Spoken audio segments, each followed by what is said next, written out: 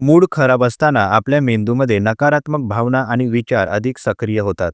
मानसशास्त्रानुसार त्यावेळी आपण घटनांकडे किंवा लोकांकडे वस्तुनिष्ठ न पाहता भावनिक दृष्टिकोनातून पाहतो. त्यामुळे एखादी छोटीशी गोष्टही मोठी वाटू शकते आणि आपल्याला असं जाणवतं की सगळेच आपल्या विरोधात वागत आहेत. याला कॉग्निटिव्ह डिस्टॉर्शन्स म्हणजेच वास्तवापेक्षा वेगळा मानसिक अनुभव म्हणतात. मूड खराब झाल्यामुळे आपल्या मेंदूत ॲमिगडाला जास्त सक्रिय होतो, ज्यामुळे धोक्याची भावना, राग, असुरक्षितता वाढते. अशा स्थितीत आपल्या जवळच्या लोकांची साधी वागणूकही चुकीची समजली जाऊ शकते.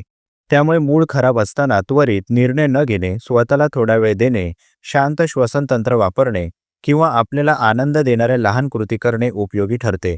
हळूहळू मूड सुधारल्यावर आपल्याला जाणवते की प्रत्यक्षात कोणीही आपल्या विरोधात नव्हतं. ते फक्त आपल्या मानसिक अवस्थेमुळे निर्माण झालेला आभास होता. धन्यवाद.